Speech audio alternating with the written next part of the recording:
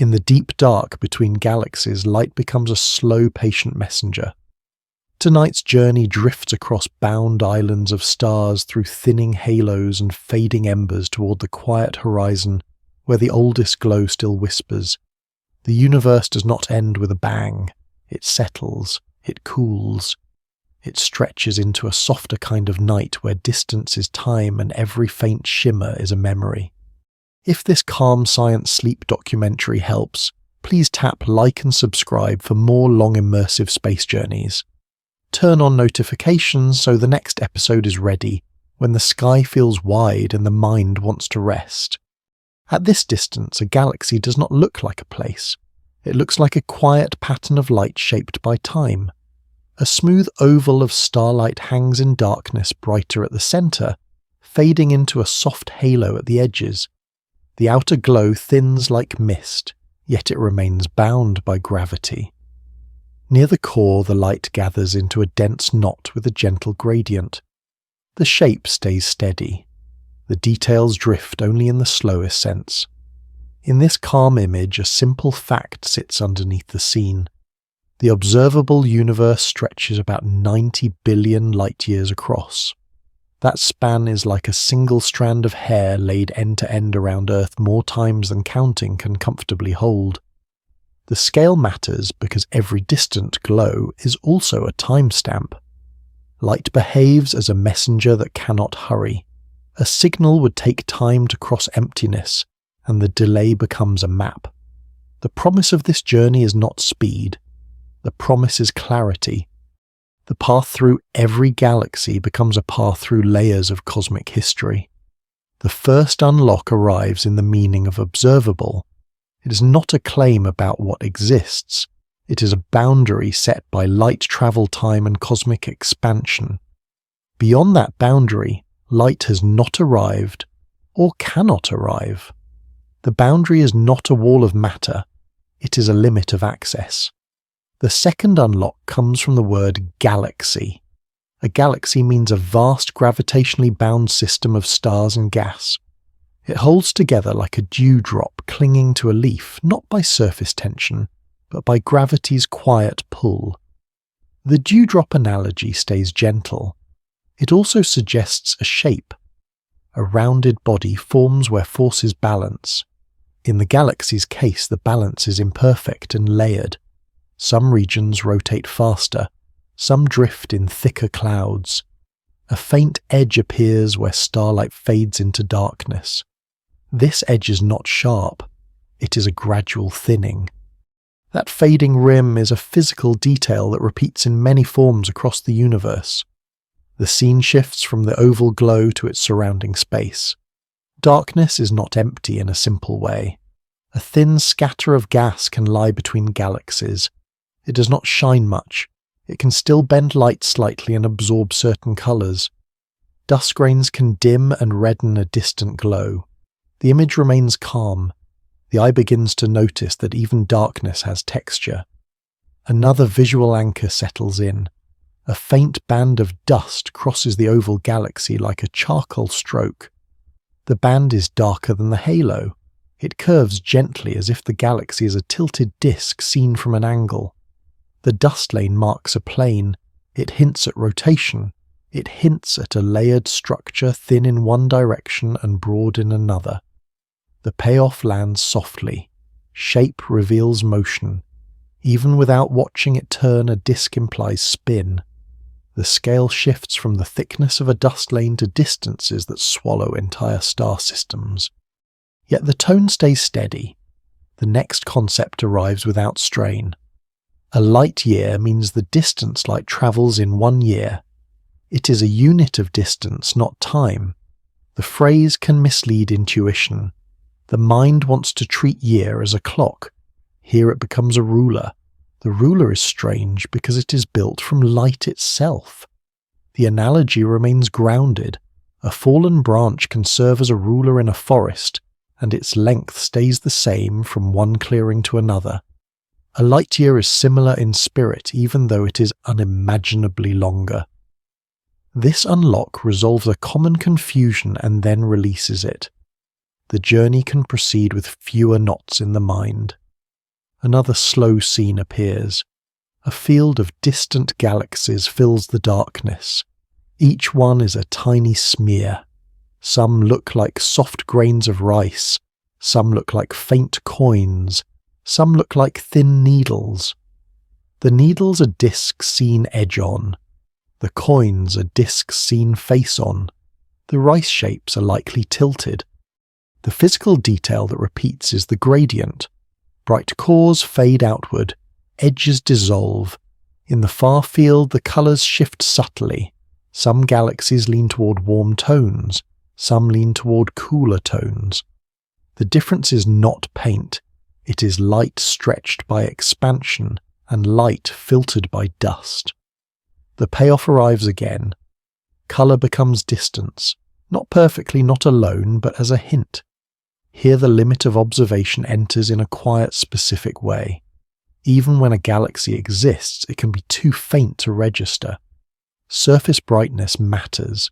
Spread light can sink below detection, even if total light is large. Tiny dwarf galaxies can hide in plain darkness. Their stars are sparse, their glow is thin. The limit is not only how far light can travel, the limit is also how well faint patterns can stand out from background noise. The mind meets a gentle boundary. The observable universe is not a complete census. It is a reachable set filtered by brightness and contrast. That boundary is not discouraging. It is informative. It teaches what kinds of questions can be asked with confidence and what kinds must stay probabilistic. The scale shifts again now in time. A galaxy seen at a great distance is seen as it was long ago.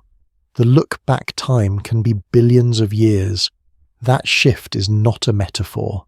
It is a direct consequence of finite light speed.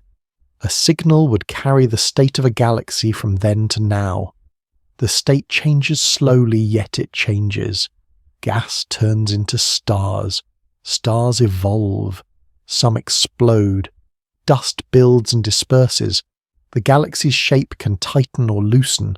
Over hundreds of millions of years, the balance between rotation and random motion can change. Another visual anchor arrives to keep the rhythm calm. A faint halo surrounds the oval galaxy like a thin veil. Embedded in the halo are tiny points like scattered frost grains. These points can be old star clusters. They trace the galaxy's extended mass. The halo's edge fades so gradually that it is hard to tell where it ends. That uncertainty is itself a physical lesson. Many cosmic boundaries are gradients, not lines. The payoff follows. Gradients carry information about how matter is distributed. A steep gradient suggests concentration. A shallow gradient suggests a broad spread. This is how light hints at gravity without showing it directly. The third core concept settles in. The observable universe has a horizon, because space expands and light travels at a finite speed. Expansion does not need a center. It does not need an edge that moves through space. It is a stretching of distances everywhere. The analogy stays natural. A sheet of morning fog can thin and spread across a valley. Each patch grows farther from the next, not because the fog runs, but because the whole layer expands. The fog analogy remains gentle and avoids machinery. It also suggests a limit. At some point, the fog becomes too thin to see. In the universe, the horizon marks where light cannot reach or has not reached within cosmic time. Another unlock arrives. Flying through every galaxy becomes a phrase about sequence, not literal travel.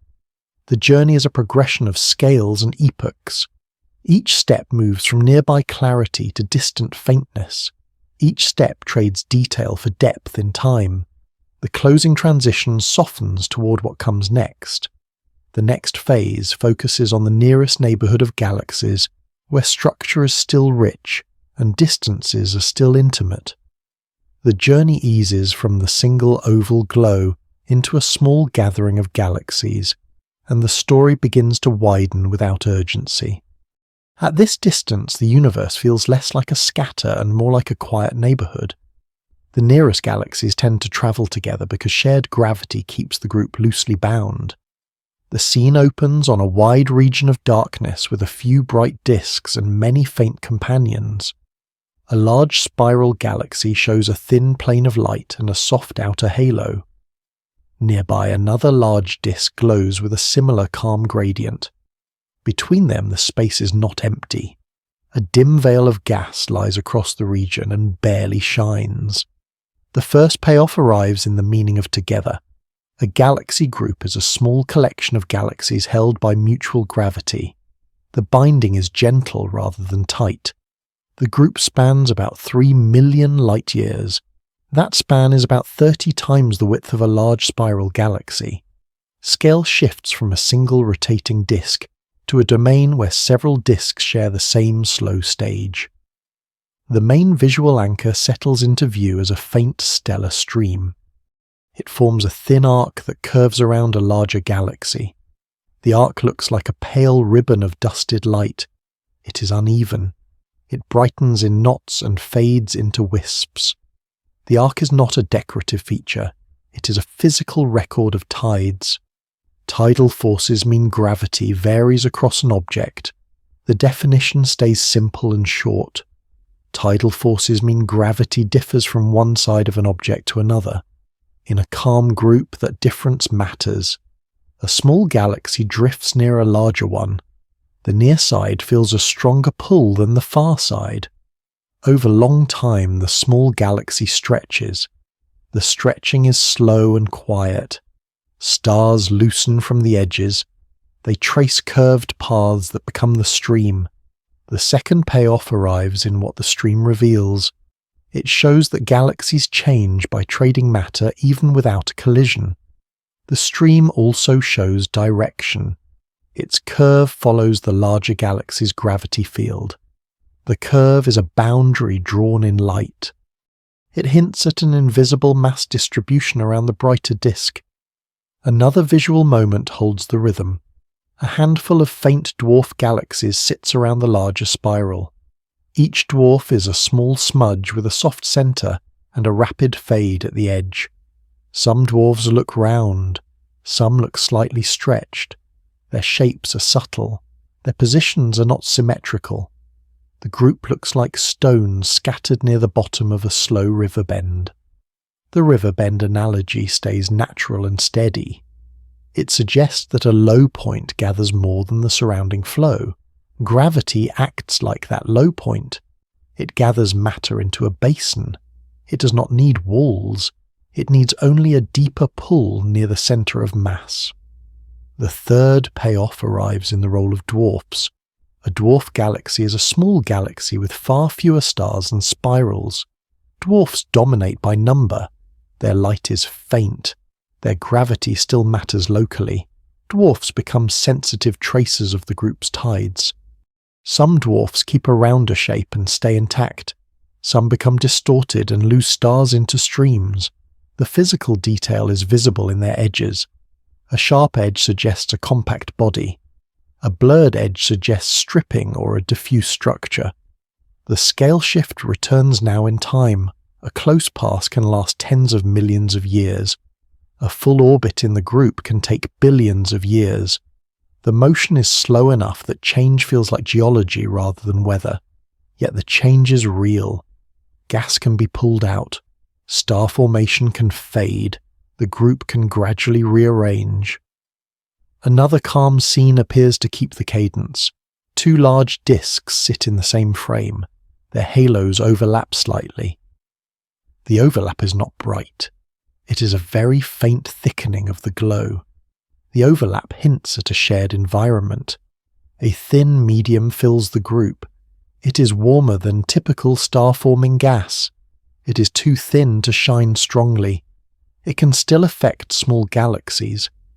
If a dwarf carries a loose envelope of gas, the group medium can strip it away over time. The result is quiet. The dwarf becomes more fragile. It becomes more dominated by older stars. The next payoff arrives in a simple consequence. Environment shapes evolution. In isolation, a small galaxy can keep its gas longer. In a group, gentle stripping can starve it slowly. No dramatic event is required. The boundary between one fate and another can be a gradual pressure applied for a long time. Here a limit of intuition enters softly and precisely. The eye wants to judge distance by apparent size and brightness. That instinct fails in a universe of varied objects. A small bright galaxy can mimic a larger faint one farther away.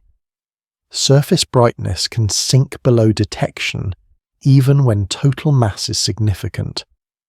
Many dwarfs remain unseen because their light is spread thin. The limit is observational contrast. It is not only the horizon of light travel, it is the ability to separate a faint smear from the background glow. The group therefore appears simpler than it truly is. Many members hide in the dark.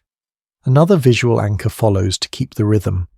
A thin dust lane crosses a spiral disk at a slight angle. The lane is darker than the surrounding starlight. It forms a narrow band with a soft edge. The band marks a plane of cold material. It also marks rotation. One side of the disk looks slightly brighter due to tilt and scattering. Light behaves as a guide to geometry. The payoff lands in the idea of perspective. The same disk can look like a coin or a needle depending on angle. A group contains many angles at once. That variety helps reveal three-dimensional structure even without motion tracked in real time. The scale shift widens again. The group does not float alone. Beyond it lie other groups and larger clusters. The space between groups is wider than the space within a group. The neighborhood is a first checkpoint in the larger cosmic web. Yet it is also intimate by cosmic standards. A signal would cross the group in a few million years. That sounds vast. Compared with the age of galaxies, it is a small step. Another payoff arrives in what local means in cosmology. Local means close enough that individual members can be resolved and compared. Local means structure is detailed. Local also means that small forces have time to act. Tide stripping and slow mergers can sculpt the group. The calm arc of the stellar stream returns as the closing image. The stream fades into darkness at its ends. Those ends suggest that matter is still dispersing. The boundary is not sharp. It is a gradient that grows thinner with distance from the main disk. The next transition stays gentle. From this neighborhood, the view can widen to the group's overall motion and balance. The next step follows how gravity organizes paths and shapes a larger pattern. A galaxy group often appears calm because the true motion hides inside the light. The group stays together because gravity keeps most members bound to a shared center of mass. In that region, several bright disks sit in a wide field. Fainter companions form a loose swarm around them. The spacing feels generous, yet the arrangement is not random. A subtle oval pattern emerges in the positions of the smaller galaxies. The main visual anchor becomes a faint ellipse traced by many dim smudges. The ellipse is not a line. It is a gentle preference in where members appear thicker on one side, thinner on the other. The first payoff lands in a simple idea. A center of mass is the balance point of a system's gravity. It is not a visible object. It is a location that the group collectively orbits around. The balance point can sit in darkness between galaxies. It can also sit closer to the most massive member. The scene holds steady on the ellipse of faint galaxies. Their distribution hints at that balance point. The physical detail is the gradient of density. The swarm thickens toward the middle. It fades outward into emptier space. A second visual moment slows the pace. Two large galaxies show extended halos that overlap slightly. The overlap is a faint thickening of glow. It looks like a soft seam in darkness. The seam suggests that the group is not just separate islands. It is a shared environment. The next payoff arrives in what bound means. Bound means a member's speed stays below escape speed. Escape speed is the speed needed to leave forever. The definition remains short. Escape speed means the minimum speed needed to break free from gravity. It helps explain why groups persist. A galaxy can move fast and still remain trapped in the group's basin. The everyday analogy becomes natural and quiet. A whirlpool in a slow river holds floating leaves near its centre. Some leaves circle for a long time, some drift outward and still return. The river does not need walls. The spiral motion and the low point do the holding. Gravity plays a similar role on far larger scales. The scale shift follows smoothly. A leaf circles in seconds. A galaxy circles in billions of years. The motion is the same type of idea, only stretched across time. Another visual anchor arrives to keep rhythm. A small galaxy shows a slight elongation. Its light is not round. Its outer edge looks pulled into a gentle teardrop. The direction of the stretch points toward a larger neighbour. This is a physical detail that speaks without words. The next payoff arrives immediately. Tidal forces operate even when galaxies do not touch. The group's gravity field varies across space. That variation tugs more strongly on the near side of a small galaxy. Over long time, the outer stars loosen. The galaxy becomes slightly distorted. The distortion becomes a clue to the group's internal pull. The second core concept settles in. The group's motion can be summarized by a typical speed. A common value is about 200 kilometers per second. That is like crossing Earth's diameter in about 1 minute. The number is not about drama. It is about scale. The speed is large in human terms, yet small compared with the speed of light. The payoff follows in a calm correction. Large speed does not imply rapid change in appearance. Distances are immense. Orbits are wide. Even at 200 kilometers per second, a galaxy needs vast time to complete a circuit. Another slow scene holds the sound of the script. A handful of faint galaxies forms a short chain. The chain bends in a shallow arc. The arc points toward the group's densest region. The arc looks like a strand of seaweed drifting in a gentle current. The analogy stays natural and quiet. It also carries a small unlock. Paths in a group are not straight lines. Gravity curves them. That curvature is part of the group's structure. Here the limit of intuition enters softly. Intuition expects simple orbits like circles around a single point. Real groups are not so clean. Mass is spread among members and within their halos. The gravity field is lumpy. Orbits can be elongated. They can tilt. They can precess slowly over time. The motion is orderly only in a statistical sense. The third core concept appears without strain. A system near equilibrium balances motion and gravity. Equilibrium means the overall shape stays stable over time. The definition stays short. Equilibrium means inward gravity balances outward motion on average. In that balance, the group does not collapse quickly. It also does not fly apart. The payoff arrives as a practical consequence. If speeds are too high, the group disperses. If speeds are too low, the group contracts and merges faster. A stable spread suggests a long-lived structure. Another visual anchor keeps the cadence. A smooth, very faint glow lies between galaxies. It is more uniform than the halos. It looks like diluted milk swirling through dark water. The glow is not a separate object. It is light from stars that no longer belong to any one galaxy. The physical detail is its softness.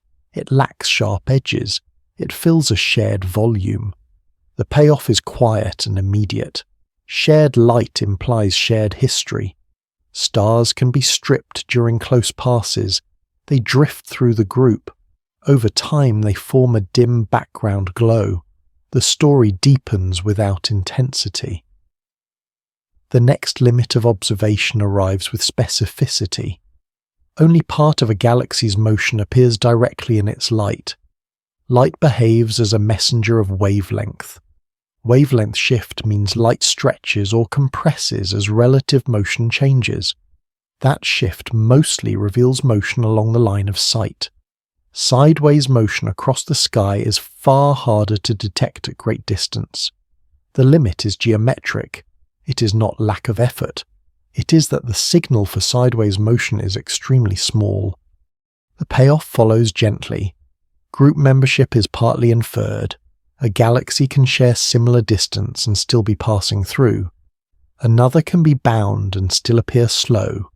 The group becomes a puzzle solved by statistics rather than certainty. Another calm image returns to the ellipse of faint members. Some sit near the densest region. Some hover near the edge where the density fades. The edge is not a border. It is a gradual thinning. That thinning is a physical detail that matters. The group's influence weakens with distance. A member near the edge can be only loosely held. A small push from a close encounter can change its fate. The payoff arrives as a clean unlock. The boundary between bound and unbound is not a wall. It is a threshold in speed and position. This threshold explains why groups can lose members slowly. It also explains why some galaxies arrive from outside and join. The scale shift widens toward the next checkpoint. Many groups sit within larger structures. Their centers of mass become nodes in a broader pattern. The same ideas repeat with new scale. Motion balances gravity. Faint glow fills shared space. Boundaries remain gradients. The transition softens toward the next view. The next step widens from groups to dense clusters where the shared medium grows thicker. The journey moves from a loose neighborhood into a crowded knot of galaxies and diffuse light. A galaxy cluster appears as a quiet knot of light set into deep darkness. Its crowded look comes from a shared gravity basin and a thin hot gas that fills the space between galaxies. The first image is dense and still. Dozens of galaxies glow at once. Bright cores sit close together. Outer halos overlap and fade into a common haze. The haze has no sharp border. It thickens toward the center like a slow gradient in smoke. A small payoff arrives early. A cluster is not just many galaxies. It is one environment that links them. The linking happens through gravity and through the gas between them. The main visual anchor settles into the center. A broad, dim glow hangs between the galaxies. It looks like a pale veil stretched across a bowl. The veil brightens in the middle and thins outward. Small islands of starlight float inside it. The scene stays calm and concrete. The second payoff follows. The veil suggests shared material that no single galaxy owns. It also suggests that the cluster has depth, not just a flat pattern. The scale shift widens gently. A large spiral galaxy spans about 100,000 light-years. A cluster can span about 10 million light-years. That span is like lining up 100 large spirals end to end. The distance changes the sense of motion. Inside, a galaxy rotation shapes a disk. Inside a cluster, many galaxies drift through a larger basin. The first core concept arrives in plain terms. The intra-cluster medium is hot, thin gas spread through the cluster. In that region, the gas acts like clear resin with glitter suspended inside. The glitter is the galaxies. The resin is the shared gas. The resin does not shine strongly in visible light. It still matters because it presses against moving galaxies. Another visual moment slows the rhythm. Near the cluster center, the haze shows a gentle ridge. The ridge curves into a wide crescent. One side looks slightly brighter and smoother. The other side looks softer and more diffuse. The physical detail is the boundary shape. It hints at motion through a medium. The payoff lands without urgency. Boundaries in the haze can mark where gas is compressed. Compression means higher density. Higher density changes how gas cools and how it glows. The second core concept becomes useful now. Ram pressure stripping means moving gas pushes on a galaxy's own gas. A galaxy crosses the cluster medium. Its internal gas feels a headwind. The outer gas can peel away first. The peeling is not a tear in one instant. It is a slow thinning at the edges. Another visual anchor appears to keep cadence. A spiral galaxy in the cluster shows a truncated gas disk. The starlight disk stays wide. The gas disk ends earlier and more sharply. The edge looks clipped. Behind it, a faint tail of gas trails like a soft brush stroke. The payoff arrives immediately. The clipped edge and trailing tail reveal direction of motion. They also reveal that the cluster medium is not empty. The medium touches galaxies and changes them. The scale shift moves into time. The change unfolds over hundreds of millions of years. Star formation can fade as gas is removed. The galaxy becomes quieter. Its color can shift as young, bright stars become rarer. The story remains gentle. A cluster is not a place of constant collisions. It is a place of persistent pressure and long, slow encounters. Another calm scene forms. Several galaxies near the center look smooth and round. Their light profiles are steep. Their edges fade in a clean gradient. Dust lanes are rare. The physical detail is the lack of thin structure. The payoff follows. In dense environments, repeated disturbances can scramble disks. Gas can be lost. The remaining stars can settle into smoother shapes. The cluster therefore holds many galaxies that look older and calmer. This is a statistical tendency, not a rule. A limit of intuition enters softly. Intuition expects a neat boundary where the cluster ends. Real clusters fade into surrounding space. Membership is not always clear at the edges. Some galaxies are on their first pass through the basin. Some are bound and return. The limit is not just distance. It is the difficulty of separating bound members from chance alignments along the same line of sight. Another limit follows in the light itself. The intracluster medium is extremely hot. Much of its emission lies outside visible bands. The glow can be faint or invisible to ordinary sight. The cluster therefore hides most of its normal matter in a form that does not shine like stars. The payoff resolves a quiet question. The bright galaxies are not the whole mass. The faint haze and the unseen gas carry a large share. The cluster's gravity basin is deeper than the starlight alone suggests. Another visual anchor arrives to keep rhythm. A narrow arc of light bends near the cluster core. It is thin and smooth like a stretched thread. Nearby a second arc appears as a fainter curve. The arcs are not features of the cluster itself. They are background galaxies distorted by the cluster's mass. Light behaves as a path that can curve in strong gravity. The payoff lands as a clean unlock. Gravity can reveal itself by bending background light. The bending does not require contact. It works across empty space. The arc shape carries information about the mass distribution. The physical detail is the curvature and thickness of the arcs. Thicker arcs suggest stronger distortion. More symmetric arcs suggest a smoother mass center. Another gentle scale shift follows. The arcs come from very distant galaxies. Their light begins its journey billions of years ago. The cluster sits closer in time. The view therefore layers epochs in one frame. Foreground structure and background history overlap in a calm stack. The scene returns to the intracluster haze. Its smoothness is interrupted by subtle ripples. The ripples are faint like soft waves on a lake at night. The payoff arrives. Ripples can mark past mergers between smaller groups. When clusters grow, their gas can be stirred. The stirring can leave long-lived patterns. The patterns fade slowly as the gas settles. The transition stays soft and forward-looking. Beyond individual clusters, many clusters connect into larger chains and walls. The next step follows those connections outward, where dense knots link into longer filaments across wider space. A chain of galaxy clusters can look like a quiet corridor through space. The corridor exists because matter gathers along filaments in the cosmic web. In that region, several dense knots appear in a line.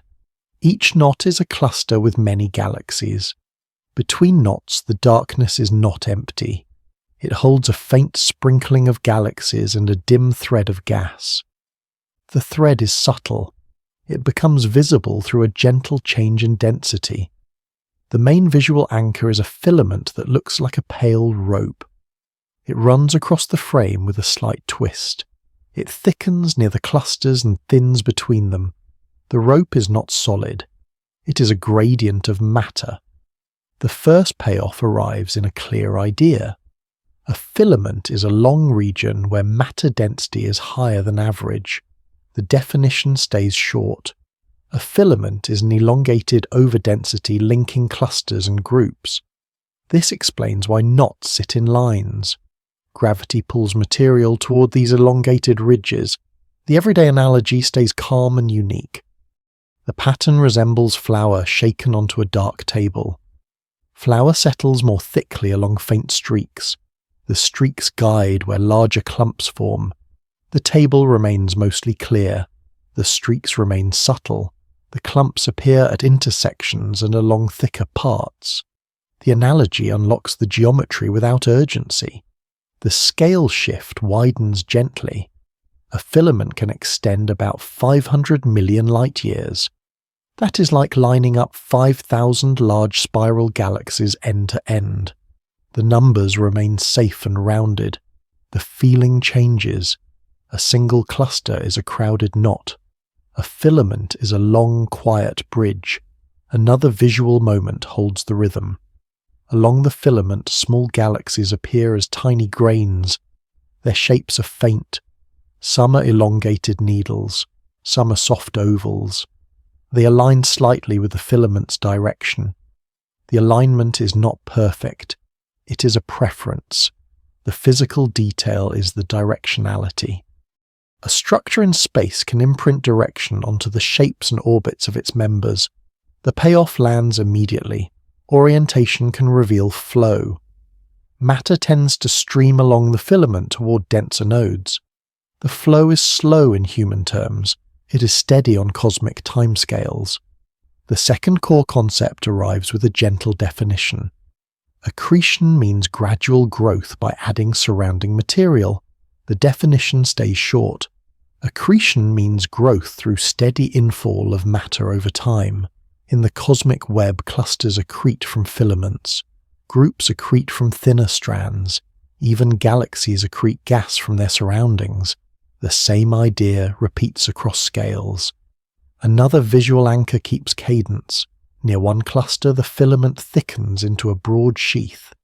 The sheath looks like a faint fog bank. Its edge is not sharp. It fades outward into darker space. The payoff arrives. A thicker sheath implies a deeper gravity channel. More matter means stronger pull. Stronger pull means more infall. This is how structure grows without a single dramatic event. The timescale shifts in a soft way. The filament does not form overnight. It emerges over billions of years as small fluctuations grow. The corridor becomes a record of time, not a path built at once. Another calm scene appears. Two clusters sit at opposite ends of the frame. Their halos spread outward. The halos do not touch as bright starlight. Yet the filament between them holds a faint bridge of galaxies. The bridge looks like a thin band of sprinkled light. The physical detail is the continuity. The band does not break. It narrows and widens. It bends slightly like a soft curve. The payoff resolves a quiet question. Clusters are not isolated islands. They are nodes connected by shared structure. This connection explains why large-scale maps show patterns rather than randomness. The limit of intuition enters softly here. Intuition expects a smooth universe on large scales. It also expects a web to look like a crisp net. Real filaments are neither. They're irregular, They're fuzzy. Their edges are defined by thresholds in density, not by walls. The limit is conceptual. The term filament can mislead by suggesting a rope with a boundary. In reality, the boundary depends on how faint a signal can be detected. Another limit follows now observational and specific. The filament's matter is mostly dark matter and thin gas. Much of it does not shine in visible light. Detection relies on indirect clues. One clue is the distribution of galaxies. Another is the bending of background light, which is subtle and often weak. The limit is sensitivity and resolution.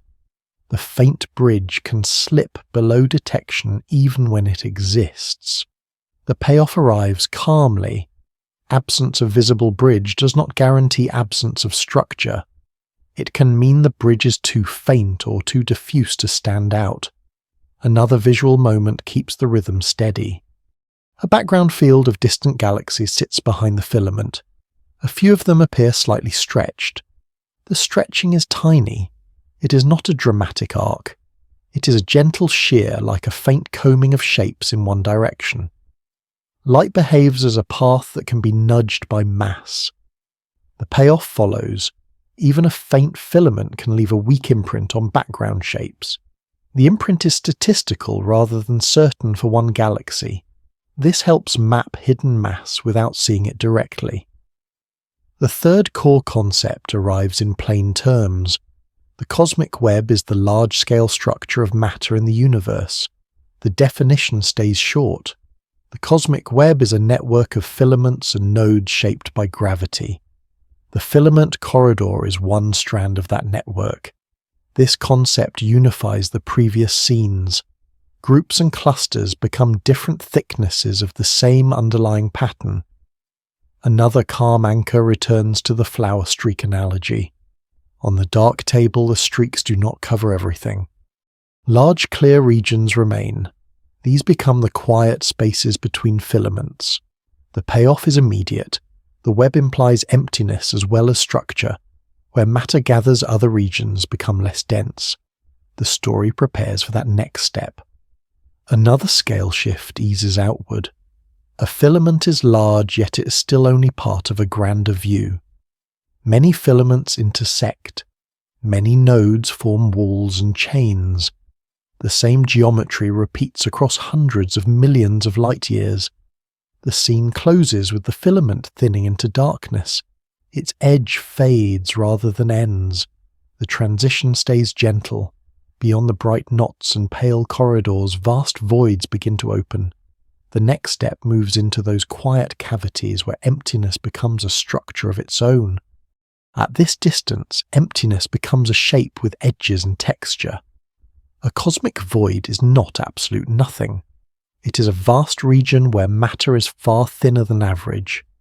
The first scene is quiet and wide. A large dark cavity opens between filaments. The surrounding filaments glow with scattered galaxies. The void interior holds only a few faint points. The boundary is not a wall.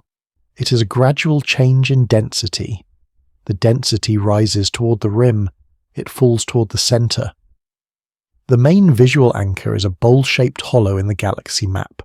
Its rim forms a faint ring of lights. The interior is dim and sparse. The first payoff arrives in the meaning of void. A void is a region with fewer galaxies and less matter. The definition stays short. A void is a large underdense region surrounded by denser structures. This resolves a quiet question.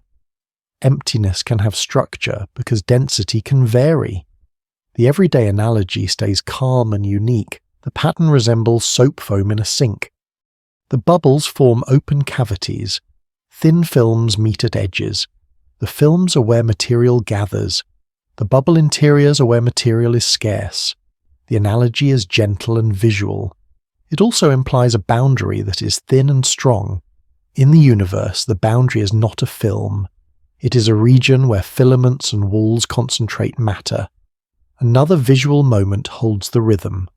Along the void rim, galaxies sit like faint beads. They do not form a perfect circle. They trace an uneven arc. Some parts of the rim look thicker, some look thinner. The physical detail is the uneven rim. It hints at how the void grows. The next payoff follows.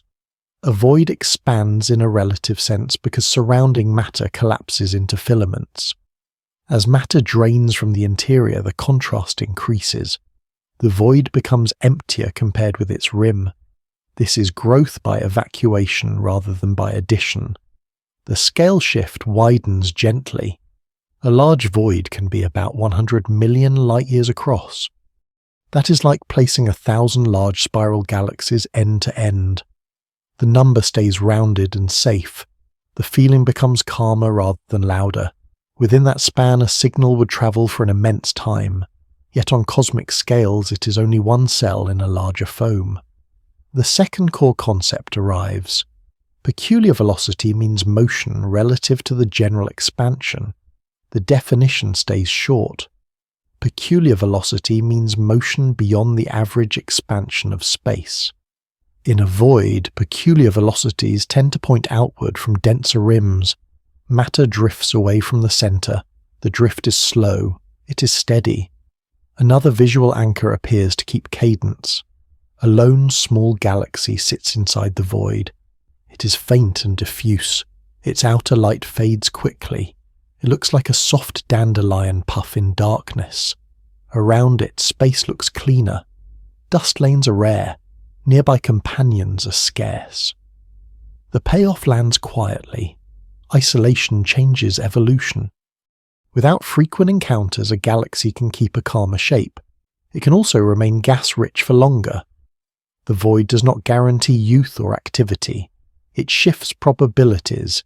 It changes the typical environment.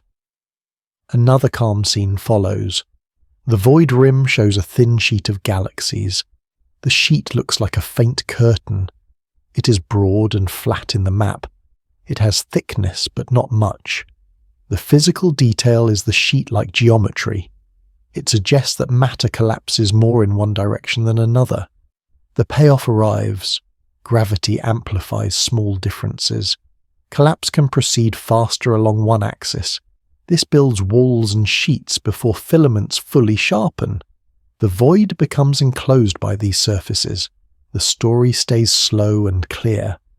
A limit of intuition enters softly. Intuition expects the void interior to be completely empty. Reality is more subtle. Dark matter still exists inside. Thin gas still exists inside. Even a few small galaxies can exist there. The limit is conceptual. The word void suggests nothingness, but it means low density, not zero. Another limit follows, now observational and specific. The faintest galaxies and voids can be hard to detect because their light is spread thin. Surface brightness can sink below background. The limit is contrast and resolution. A diffuse object can remain unseen even if it is nearby in distance. The void map therefore looks cleaner than the true distribution. The payoff resolves the worry. Hidden members do not erase the void. They only soften its emptiness. The interior remains underdense on average. Another visual moment keeps the rhythm. The void boundary shows a gradient. The number of galaxies increases steadily toward the rim. The increase is not abrupt. It is like a shoreline where wet sand darkens gradually near water. The analogy stays natural and quiet. The payoff arrives. Gradients are fingerprints of formation. A sharp edge would suggest a sudden barrier. A smooth edge suggests gradual flow over long time. The scale shift moves into time again.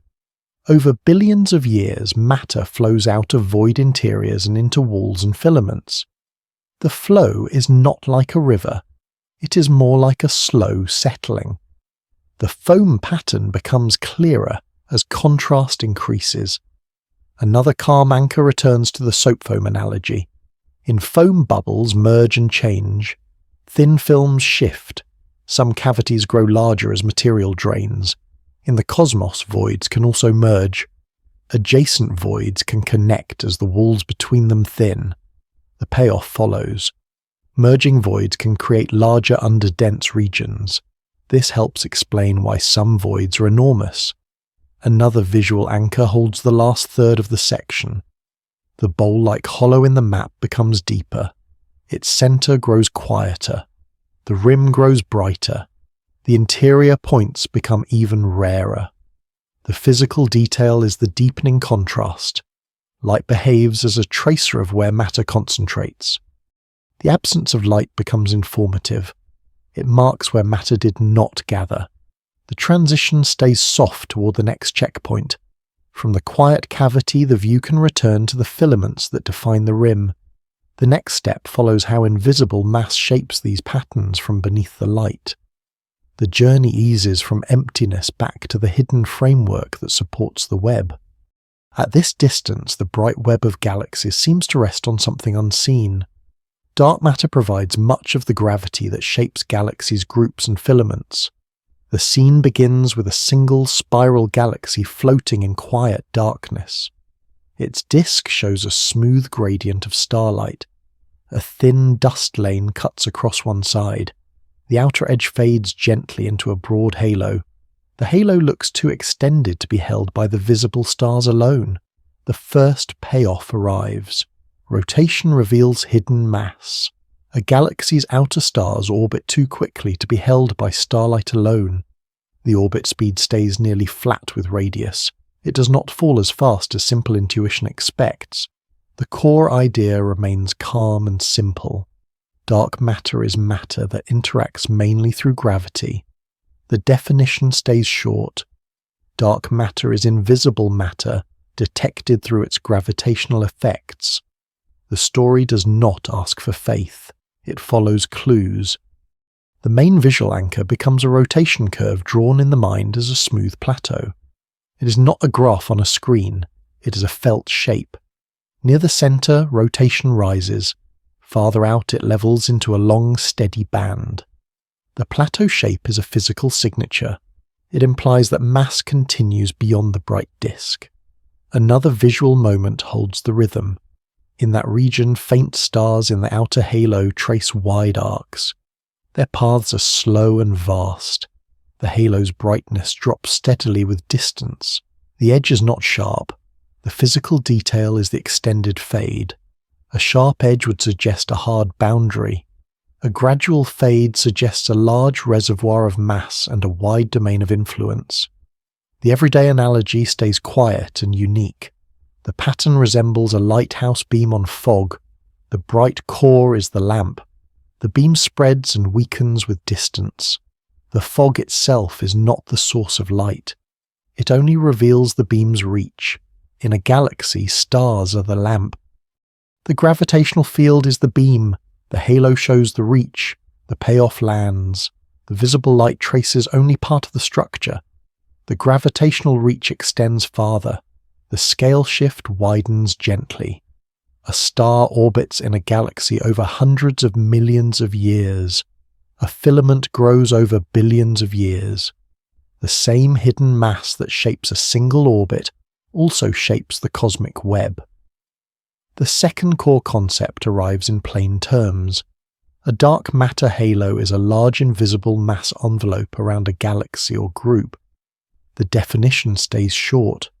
A halo is a gravitationally bound cloud of dark matter around a structure. The halo explains why galaxies and groups remain bound. It also explains why filaments have deep gravity channels. Another slow scene appears. A galaxy group is seen as a loose swarm of dim companions around a brighter disk. The companions sit unevenly. Their density increases toward a center that may lie in darkness. The payoff arrives. Group structure reveals halos. The companions orbit within a shared halo. Their paths respond to the invisible mass more than to visible light. The physical detail appears in the companions' distribution. They cluster toward the gravitational center. They thin outward into the field. Another visual anchor keeps cadence. A filament appears as a pale rope of galaxies. It looks thicker near a node and thinner between nodes. The rope has a soft edge. It fades rather than ends. The payoff follows. A soft edge is expected when dark matter dominates.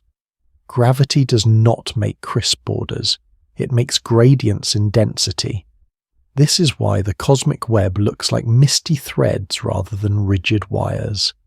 A limit of intuition enters softly. Intuition expects matter to be what shines. That expectation fails. The main mass component can be invisible. The limit is conceptual. The mind wants a direct picture. Dark matter allows only indirect inference. Another limit follows with specificity. Dark matter cannot be mapped by visible light alone. It is inferred from motions and from bending of background light. These methods have uncertainties. Motions depend on viewing angle and on assumptions of equilibrium. Light bending depends on how background sources are distributed. The limit is model dependence. It is not a failure. It is a reminder that the map is a reconstruction. Another payoff arrives in how multiple clues agree. Rotation curves point to extended halos. Group dynamics point to deeper gravity wells than starlight suggests. Filament patterns point to a hidden scaffold. Agreement across scales becomes a quiet kind of evidence. Another slow scene returns to a cluster. The cluster shows many galaxies in a faint diffuse glow. The diffuse glow is smooth and bowl-shaped. It suggests a deep basin. Galaxies drift within it. The payoff follows. A cluster's gravity basin is dominated by dark matter. The galaxies are tracers. Their motion and distribution reveal the basin shape. The physical detail is the basin-like gradient. It brightens toward the center. It fades outward. Another everyday analogy appears and remains unique. The structure resembles sand settling in a shallow tray of water. Grains drift toward lower points. Ripples in the water show where depth changes. In the universe, galaxies drift toward gravity lows. Light bending and motions are the ripples that reveal depth. The payoff lands. Dark matter is the depth. Visible matter is the grains. The scale shift moves toward the early universe. Small density variations grow over time. Dark matter begins clumping first because it does not collide and heat like gas. Gas follows later. Stars form later still. The story stays calm. Growth is slow and layered. Another visual anchor keeps rhythm. A faint arc of background light curves near a massive cluster. The arc is thin and smooth. Its curvature suggests a strong gravity field. The payoff arrives. Gravity bends light regardless of visibility. Light behaves as a path that curves in curved space-time. The bend offers a map of mass that includes dark matter. The limit of observation returns softly. Weak bending signals can be subtle. Many arcs are too faint to see individually. Statistical patterns must be used. The limit is sensitivity. It is also the limited number of background sources in a given patch of sky. Another payoff follows. Even with limits, the broad picture emerges. Dark matter halos explain flat rotation at galaxy edges. They explain bound groups. They explain filaments and voids. They provide a consistent scaffold across scales. The closing image returns to the spiral galaxy halo fading into darkness. The halo's edge is a gentle gradient. It does not announce itself, yet it governs the orbit of outer stars. It also guides where new gas can fall in. The transition stays soft. From the hidden scaffold, the next step can move toward the most luminous and extreme regions. In the next section, gas spirals inward and becomes a thin, bright disk. The journey drifts from invisible mass to the quiet mechanisms that turn gravity into light. At this distance, brightness gathers most strongly where gravity focuses flowing gas. A luminous core forms when gas spirals inward and becomes a thin, hot disk. The scene opens on a large galaxy with a calm central glow. The outer disk shows dust lanes and soft arms. Near the centre, a bright oval region appears. It has a sharp inner edge, and a smoother outer fade. The physical detail is the layered structure. A thin, bright ring sits around a darker center. Outside the ring, the glow falls off gradually. The first payoff arrives. A bright core can be powered by accretion rather than by many stars alone. Accretion means matter falling inward under gravity. The definition stays short. Accretion means inward flow that converts gravitational energy into heat and light. In that region, gas does not fall straight in. It carries angular momentum. Angular momentum is the tendency to keep rotating. The definition stays short. Angular momentum means rotation that resists direct collapse toward the center. The everyday analogy stays calm and unique. The flow resembles tea swirling in a cup. Leaves drift toward the center only after slow friction. The swirl keeps them circling for a while. In a galaxy core, gas circles in a broad spiral. Over time it loses energy through collisions and radiation. It sinks inward step by step. Another visual moment holds the rhythm. The bright ring looks like a thin band of mist lit from within. It is smoother than the outer spiral arms. Its edge is crisp on the inside. Its outside edge is softer. The payoff follows. A ring can mark where gas piles up. Gas piles up where orbits crowd and slow. Crowding raises density. Higher density raises heating and emission. The scale shift moves gently from large to small. The galaxy spans tens of thousands of light years. The bright disk near the center can span only a few light years. That shrink in size is like comparing a continent to a small island. The same physics continues. Gravity pulls, rotation redirects, friction and collisions dissipate energy. The second payoff arrives. Small-scale structure can control large-scale appearance. A compact bright disk can outshine much larger regions. This happens because energy release per unit mass becomes greater as matter falls deeper. Another calm scene appears. A thin dark lane crosses in front of the bright region. The lane is dust. It absorbs and scatters light. The edge of the lane is slightly fuzzy.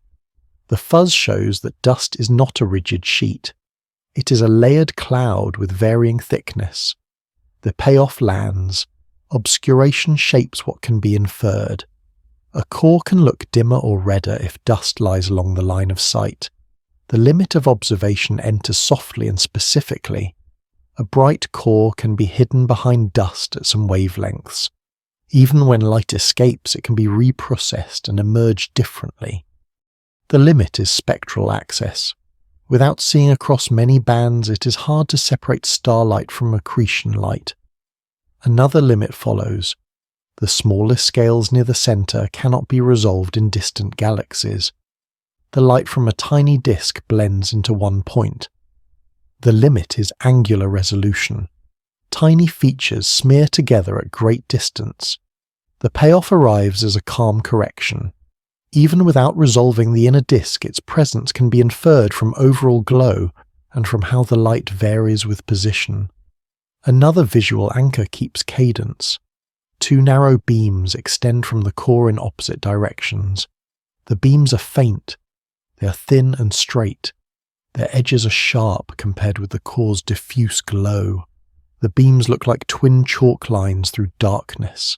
The physical detail is collimation. The beams stay narrow over long distances. The payoff follows. Narrow beams suggest magnetic guidance and a stable axis. Gas in the inner disk can generate strong magnetic fields. The fields can channel charged particles outward. The outflow can shape the surrounding gas. It can carve cavities and heat regions along its path. The scale shift widens gently. The beams extend far beyond the compact disk. They can reach thousands of light years into the halo. This is like a fountain rising far above a small source. The analogy remains calm and unique. It suggests a concentrated origin and a long reach. Another payoff arrives. A small central engine can influence a whole galaxy. It can heat gas and reduce cooling. It can also compress gas in some regions and trigger new star formation. The effects are not uniform. They depend on direction and environment. Another slow scene holds the rhythm. Around the core, a faint bubble appears in the diffuse halo. It is a cavity with a brighter rim. The rim looks like a thin shell where gas is compressed. The cavity looks darker inside. The physical detail is the shell and cavity geometry. The payoff lands. Outflows can inflate bubbles in surrounding gas. Bubbles are records of energy injection. They show where material has been pushed aside. The story remains calm and mechanical. No intention is needed. It is pressure and flow. Another limit of intuition arrives softly. Intuition expects a black hole to be a small object with small influence. In practice, the energy released by accretion can be enormous. The limit is intuition about scale. A tiny region can dominate because energy conversion is efficient near deep gravity. Yet the black hole itself is not visible. Only the hot gas around it glows. The payoff follows. The luminous core is a sign of gas physics. It is not the black hole's surface. The black hole has no visible surface. The disk and outflow are what appear. Another calm image returns to the thin ring and its crisp inner edge. The inner edge suggests a boundary where stable orbits change. The glow there can be hotter and brighter. The boundary is a physical marker of dynamics. The payoff arrives. Boundaries in light can mark boundaries in motion. The disk becomes a map of orbits. It reveals where material piles up. It reveals where energy is released. The transition stays gentle toward what comes next. Light bending can also reveal mass near bright cores and clusters. The next step follows how gravity shapes paths of light, turning distant galaxies into quiet arcs and subtle distortions. At this distance, gravity can turn a straight beam of light into a quiet curve. Gravitational lensing makes massive structures act like a natural lens that reshapes background images. The scene opens on a rich galaxy cluster. Many smooth galaxies glow in a dense patch. Between them lies a faint diffuse haze with a soft bowl-shaped gradient. Near the cluster center, a thin arc of light appears. It is pale and stretched. Its edge is sharp on one side and softer on the other. The physical detail is curvature. The arc bends around the densest region like a ribbon drawn around a weight. The first payoff arrives. Curved light reveals mass that does not shine. Lensing depends on total mass, not only on stars. The core concept stays simple. Gravitational lensing is the bending of light by mass. The definition stays short. Gravitational lensing means mass curves the path of light passing nearby. Light behaves as a path that follows curved space-time. This does not require contact. It happens across empty space. The main visual anchor becomes a pair of arcs that mirror each other. One arc is brighter and longer, the other is fainter and shorter. Both trace a partial ring around the cluster core. The ring is not complete. It is broken into segments. The breaks are part of the story. Another visual moment holds rhythm. The arcs show a thickness gradient. Near one end, the arc looks thicker. Near the other end, it looks thinner. The thickness change implies varying magnification across the image. The payoff follows. Lensing does not only bend light, it can also magnify and shear. Magnification brings faint background galaxies into visibility. Shear stretches their shapes along a preferred direction. The second core concept arrives in plain terms. Shear means distortion that stretches images in one direction. The definition stays short. Shear means a gentle stretching of an image due to uneven bending. The uneven bending comes from uneven mass distribution. A smooth round mass makes simpler arcs. A lumpy mass makes more irregular distortions. Another calm scene appears. Farther from the core, no dramatic arcs are visible. Instead, many tiny background galaxies look slightly aligned. Their ovals tend to point around the cluster. The alignment is subtle. It is not obvious in one object. It appears as a quiet preference across many. The payoff arrives. Weak lensing works as a statistical whisper. It reveals mass by averaging many small distortions. The limit of observation enters softly and specifically. Individual weak distortions are tiny. They can be confused with the galaxy's intrinsic shapes. The limit is noise from natural variety. The signal emerges only when many background galaxies are available. Another limit follows. Lensing maps rely on assumptions about distances. If background galaxies are at different depths, their distortions differ. The limit is uncertainty in source distance distribution. Even with this limit, the broad mass map can be reliable. The story stays calm. Another everyday analogy appears and remains unique. The effect resembles looking at pebbles through rippling water. The pebbles are background galaxies. The ripples are gravity wells. A ripple can shift a pebble's apparent position and shape. The water does not create the pebbles. It remaps their appearance. The payoff lands. A lens does not add light. It rearranges light. It can also create multiple images. A single background galaxy can appear twice if light paths split. Another visual anchor holds cadence. Near the cluster core, 3 small bright smudges sit in a row. They look similar in color and fuzziness. They are separated by small gaps. The arrangement suggests multiple images of one source. The physical detail is repetition with slight variation. Each image is stretched differently. One is brighter, one is thinner. The payoff arrives. Multiple images are a signature of strong lensing. They occur when light can travel along different paths around the mass. The scale shift widens gently. The cluster is closer in time than many background sources. The background light begins its journey billions of years ago. The lens sits partway along that journey. Lensing therefore stacks epochs in one view. Foreground mass shapes the appearance of older background light. Another calm scene slows again. An arc appears close to a smooth central galaxy. The arc hugs the galaxy's halo. It bends more tightly than arcs farther out. This suggests a local lens nested inside the larger cluster lens.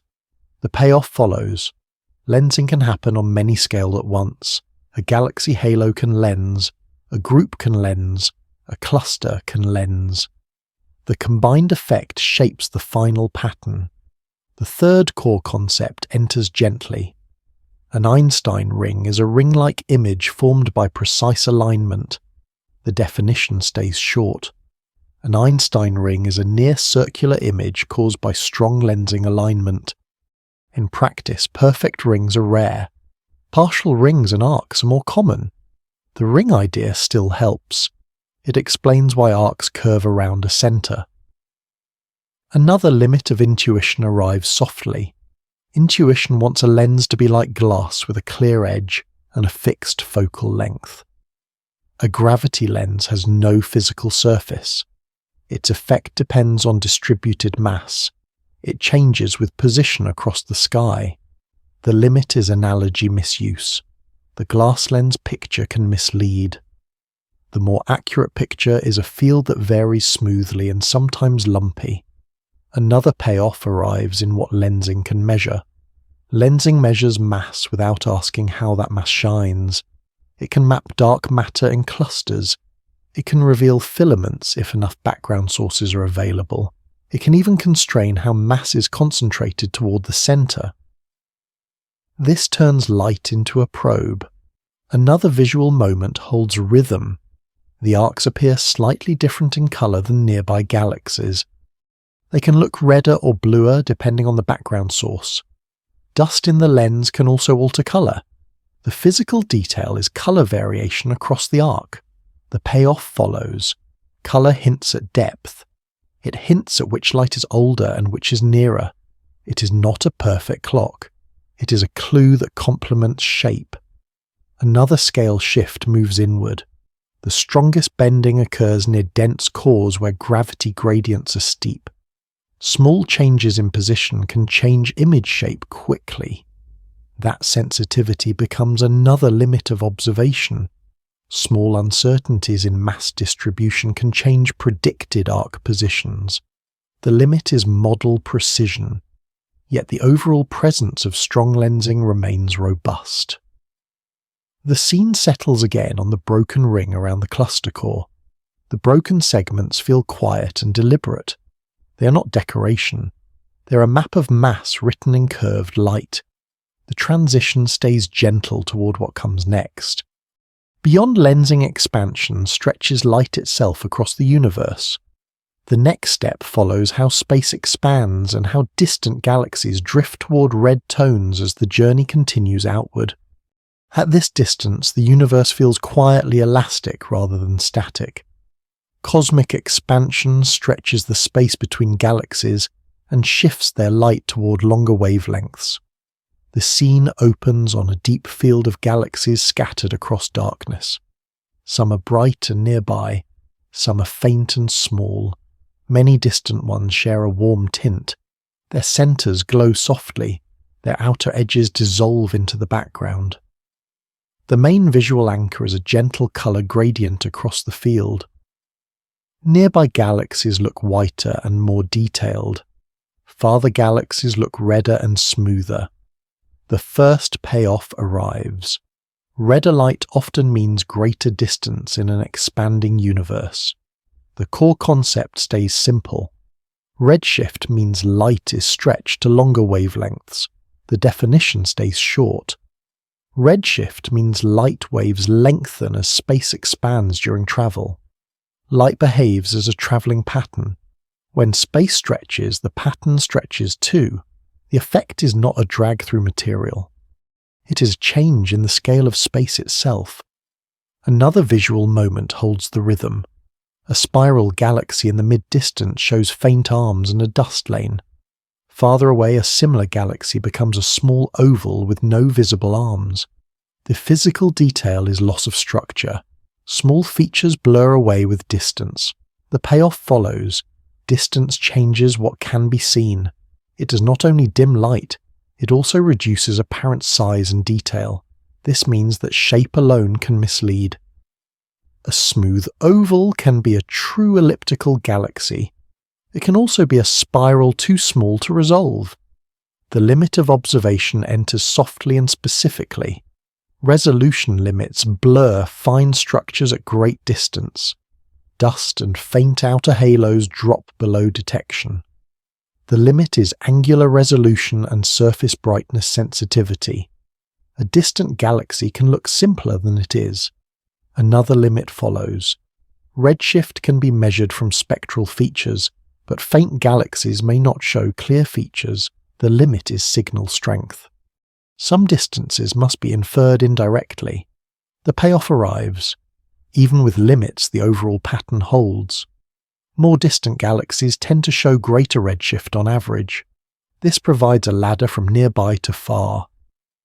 Another everyday analogy appears and remains unique. The stretching resembles ink dots on rising bread dough. As dough rises, dots move farther apart. The dots do not crawl.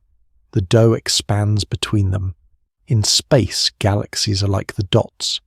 The expansion increases separation on large scales. The analogy unlocks a common confusion without direct address. Another visual anchor keeps cadence. A line of small galaxies seems evenly spaced across a narrow strip. Their spacing looks regular. Their colours shift gradually from pale to warm along the strip. The physical detail is monotonic change. The payoff follows. A smooth change in redshift can reveal depth along a line of sight. It can also reveal that the strip contains galaxies at different epochs. The scale shift becomes temporal. Greater distance means looking further back in time. A galaxy at high redshift appears as it was when the universe was younger. That shift is gentle but profound. It turns a map of space into a map of history. Another calm scene appears. A far galaxy looks compact and bright at its centre. Its outer light falls off quickly. It seems denser than many nearby spirals. This is partly real and partly observational. The payoff arrives. Early galaxies can be more compact and gas-rich. They can also appear compact because only their brightest regions rise above the background. The physical detail is the steep brightness gradient. It is like a small ember surrounded by deep night. Another core concept enters in plain terms. The Hubble constant describes the present expansion rate. The definition stays short. The Hubble constant links distance to recession, speed from expansion. Only one number is used here, rounded and safe. A commonly used value is about 70 kilometers per second per megaparsec. That is like adding about 70 kilometers per second for each extra 3 million light-years of distance. The everyday comparison is clear. It shows a gentle stacking of speed with distance. The payoff follows. Expansion becomes more noticeable over larger distances. On small scales, gravity binds groups and clusters. On large scales, expansion dominates. This explains why a galaxy group can stay together while the cosmic web stretches over all. Another visual moment holds rhythm. A nearby group shows galaxies that are close and detailed. Their colours are mixed. Some are blue-white, some are yellow. Farther fields show mostly warm, tinted smudges. The physical detail is the shift in palette. The payoff arrives. The palette is not paint. It is a record of stretched light and of changing galaxy populations across time. Another limit of intuition enters softly. Intuition wants recession to be ordinary motion through space. Expansion is different. Recession is not a galaxy racing through a static medium.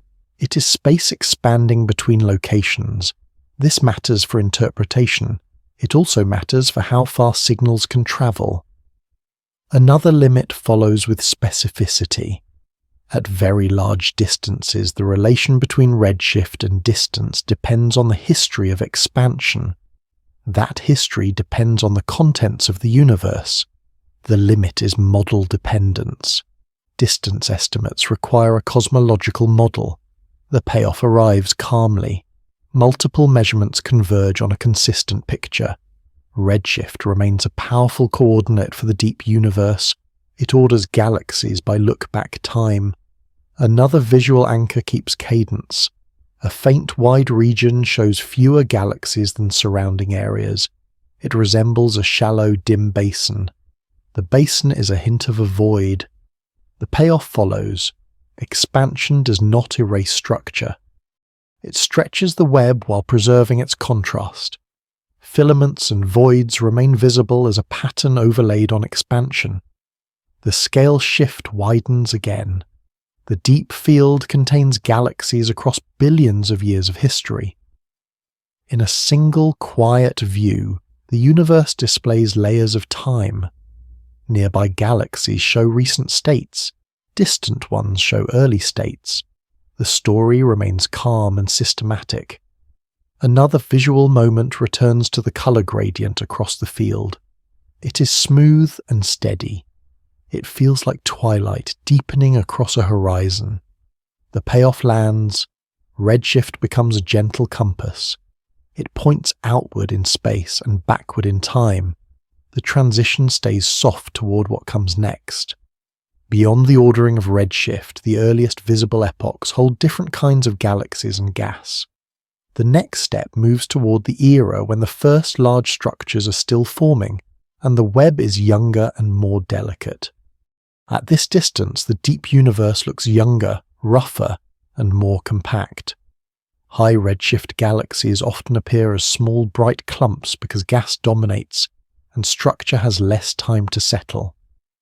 The scene opens on a dark field with many faint sources. Some are tiny points, some are small irregular patches. A few show 2 or 3 knots of light connected by a dim bridge. The physical detail is patchiness. Bright regions sit in a lumpy pattern rather than a smooth disk. The first payoff arrives. Early galaxies are often built from clumps of star formation inside gas-rich systems. The The core concept stays gentle. A star-forming clump is a dense region where gas collapses into many stars. The definition stays short. A clump is a dense gas region forming stars in a concentrated patch. In that region, gravity gathers gas quickly. Turbulence stirs it. The result is uneven brightness. The main visual anchor becomes a chain of glowing knots. The knots look like beads on a faint string. The string is diffuse starlight and gas emission. The beads are bright clumps. The spacing is irregular. Some beads merge, some fade. The everyday analogy stays calm and unique. The pattern resembles raindrops on a window at night. Some drops grow by collecting smaller drops. Some leave faint trails. The glass is still. The drops change. In a young galaxy, clumps grow and drift. The galaxy's overall shape slowly emerges from many small events. Another visual moment holds the rhythm. A compact galaxy shows a bright center and a steep fall-off. The outer edge is faint and hard to trace. The background noise competes with the galaxy's outer light. The payoff follows. Distance and youth combine to hide low-brightness outskirts. The visible part can be only the brightest core and clumps. The limit of observation enters softly and specifically. Surface brightness dimming makes extended faint features difficult to detect at high redshift. The limit is sensitivity. It is also angular resolution.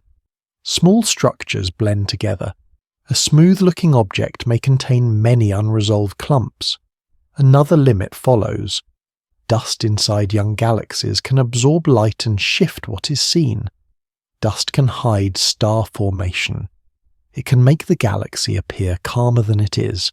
The payoff arrives. The deep view is incomplete but still informative.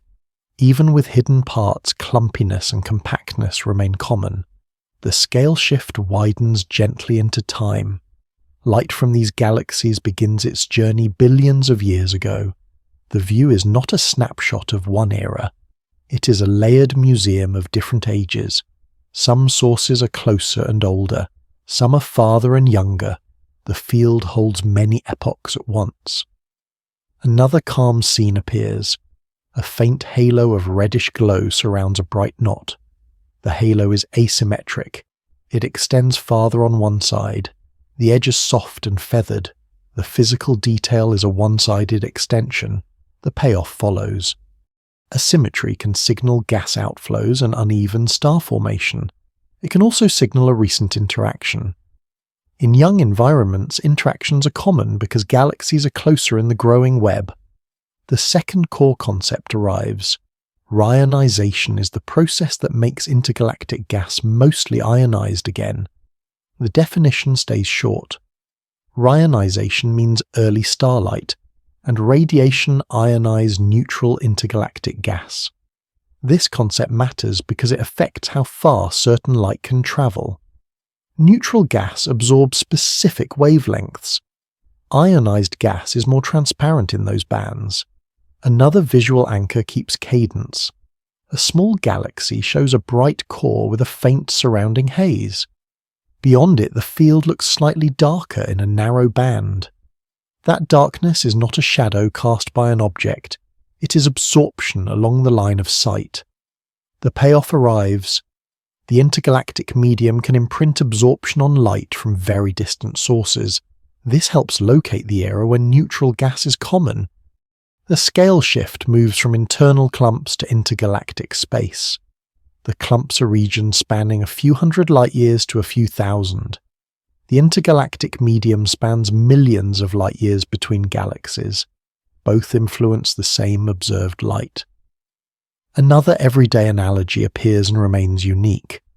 The effect resembles a lantern seen through layered mist. Close mist scatters and softens the glow. Far mist can dim specific colors more than others. The lantern remains the source. The layers change what arrives at the eye. The payoff lands. Observed spectra are shaped by both the source and the space between.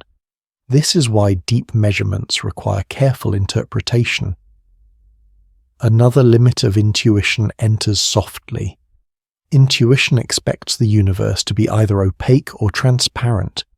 Reality is gradual. Different wavelengths pass with different ease. Transparency changes over time as reionization progresses. The limit is binary thinking. The universe does not switch states in an instant. Another visual moment holds rhythm. Several faint galaxies appear near one another. Their clumps are offset. Their shapes look stretched. A faint bridge links two of them. The bridge is low contrast. It barely rises above background. The physical detail is a tidal-like connection. The payoff follows. Early galaxies can assemble through merging and accretion along filaments. Bridges and distortions are signatures of interaction. The third core concept enters gently. Gas fraction is the amount of mass in gas relative to stars. The definition stays short. Gas fraction means how much of a galaxy's material remains as gas. In young galaxies, gas fraction tends to be high.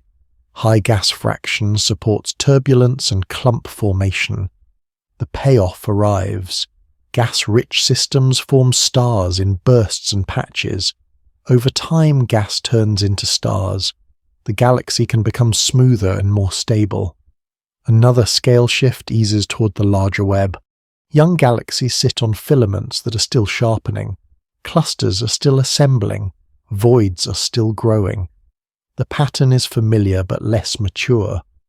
Another calm image returns to the chain of knots. A few knots appear to drift toward the center. The diffuse string thickens slightly. The payoff lands. Clumps can migrate inward over time due to gravitational interactions. This can help build central bulges in later galaxies. The process is slow and steady. It does not require sudden events. The transition stays gentle toward what comes next. Past the era of clumpy young galaxies lies an even earlier background. The next step moves toward the oldest light that fills all directions. The journey eases from individual galaxies to the faint afterglow of the early universe. At this distance, the oldest light is not a point or a galaxy, but a faint glow spread across every direction. The cosmic microwave background is the cooled afterglow of the early universe arriving now as a nearly uniform bath of photons. The scene opens in complete darkness that is not empty. A gentle brightness fills all angles equally. It has no center, it has no edge. It is like a soft fog with no nearby source. The main visual anchor is a delicate mottling within that fog. Tiny warm and cool patches lie next to each other. The boundaries between patches are smooth. The contrast is subtle. The first payoff arrives. The mottling is a map of early density differences that later grow into the cosmic web. The core concept stays simple. Last scattering is when light stops bouncing and begins free travel. The definition stays short. Last scattering is the moment photons decouple from matter and travel freely. Before that moment, the universe is a hot plasma. Light cannot stream freely then. Photons scatter again and again. Space is bright but opaque. Then cooling changes everything. Electrons join nuclei more often. Neutral atoms become common. Scattering drops. Light escapes. Another visual moment holds the rhythm. The uniform glow looks smooth at first. Then the mottling becomes noticeable. A broad patch is slightly warmer than its surroundings. Its edge fades gradually. Another patch looks slightly cooler. The physical detail is the gradient at the patch boundary. It suggests a real variation in temperature and density at that time. The payoff follows. Small differences in the early universe become the seeds for later structure. The main number arrives gently. The background temperature is about 3 Kelvin. That is only a few degrees above absolute zero. The everyday comparison is quiet and clear. It is colder than the emptiness inside a deep, shadowed cave of interstellar space. Yet it still carries an ancient signature. The scale shift widens from a gentle temperature to an immense time span. This light begins its journey almost as old as the universe itself. It travels for billions of years. It crosses forming filaments and growing voids. It arrives now as a whisper of the first clear view. Another payoff arrives. A single glow can function like a global reference frame because it fills all directions. The second core concept enters. Recombination is when electrons bind to nuclei in large numbers. The definition stays short. Recombination is the era when the plasma becomes mostly neutral atoms. Neutral atoms do not scatter light as strongly. Transparency rises quickly. The sky changes from foggy to clear. Another visual anchor keeps cadence.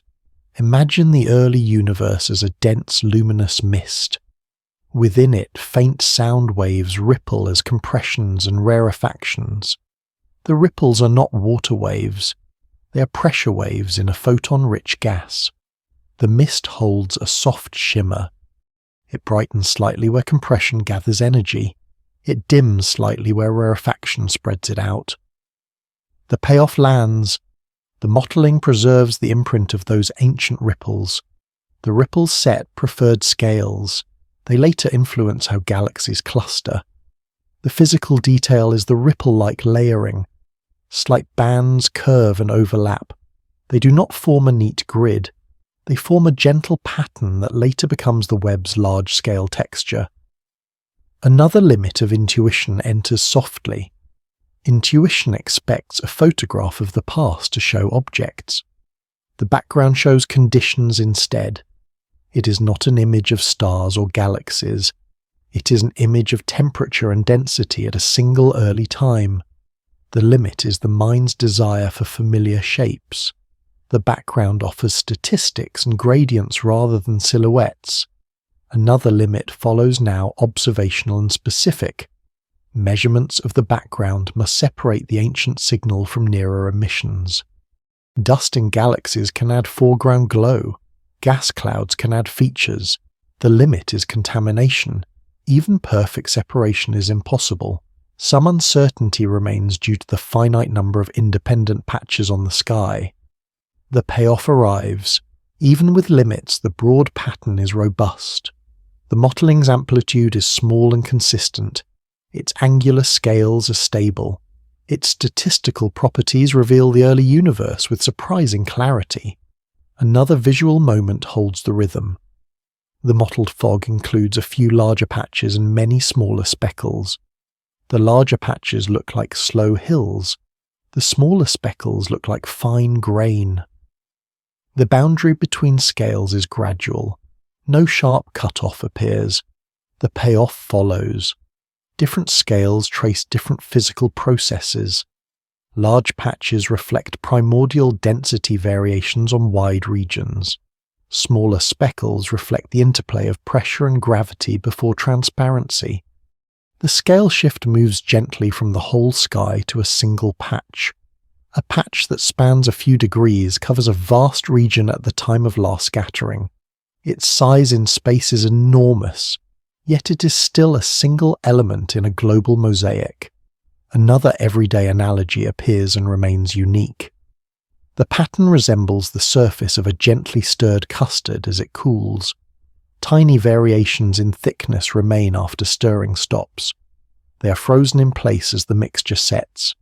In the early universe, expansion is the cooling. Transparency is the setting. The variations remain imprinted in light. The payoff lands. The background is a fossil of conditions but made of photons rather than rock. The third core concept enters with care. Anisotropy means direction-dependent variation. The definition stays short. Anisotropy means slight differences in brightness or temperature across directions. The anisotropy is small. It is not a dramatic map. It is a careful texture. Another visual anchor keeps cadence. A broad dipole-like pattern appears as a gentle brightening in one direction and dimming in the opposite direction. It is not a feature of the early universe itself. It arises from relative motion. The physical detail is the smooth gradient across half the sky. The payoff follows.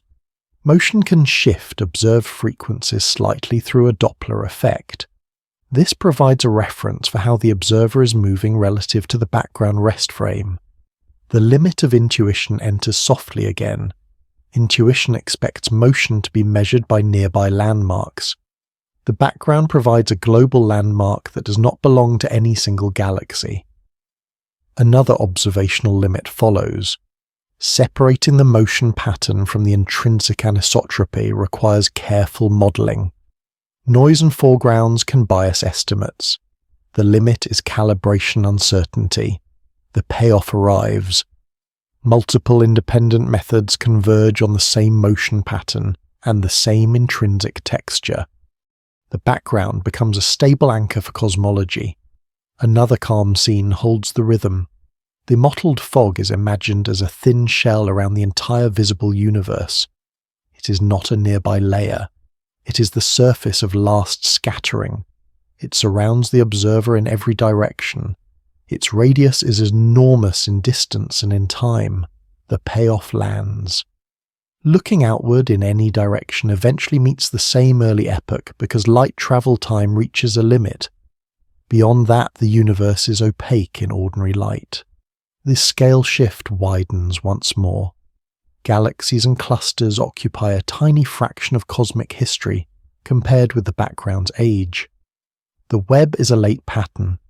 The background is the early canvas. Another visual moment keeps cadence. The fog's mottling is traced into a mental landscape of shallow valleys and low hills. The slopes are gentle. The heights are small. Yet gravity amplifies them over billions of years. The payoff follows. The cosmic web is the grown version of these tiny hills. Filaments form where hills line up. Nodes form where hills meet. Voids form where valleys expand. The transition stays soft toward what comes next. From the background's ancient texture, the next step can return to later times and ask how expansion changes the web's future. The journey eases from the oldest light to the long quiet fate of structure across cosmic time. At this distance, the cosmic web begins to look less like a growing net and more like a slowly loosening lace. Accelerated expansion causes large-scale separations to increase faster with time, so distant structures drift beyond contact and fade from influence. The scene opens on a wide view of filaments and voids. A filament appears as a faint chain of galaxies. It has a denser spine and softer edges. Along the spine, small knots brighten where groups cluster. Between knots, the chain thins into a dotted line. The first payoff arrives. Gravity builds structure locally, but expansion dominates the larger scales. A bound group remains bound. A distant filament can still slide away. The core concept stays simple. Accelerated expansion means expansion grows faster as time passes. The definition stays short. Accelerated expansion means distances increase at an increasing rate on large scales. In that region, the web has a quiet boundary. The boundary is not a wall. It is a horizon of influence. The physical detail is the gradual drop in connection. A filament narrows, its galaxies become sparser. Then the line breaks into separated islands. The darkness between islands widens into a clean gap. The second payoff arrives. Large-scale structure can persist in shape while losing causal contact across gaps. The second core concept enters gently. A cosmic horizon is a limit beyond which signals cannot arrive. The definition stays short. A cosmic horizon is a distance limit for future signal exchange. Light behaves as a messenger with finite travel time. If space between two regions expands too fast, a message never catches up. Another visual anchor holds the rhythm. A faint glow from a far galaxy stretches into a soft smear. The smear has a redder core and a dimmer outer halo. The halo fades into the background with a smooth gradient. The physical detail is the gradient edge. The payoff follows.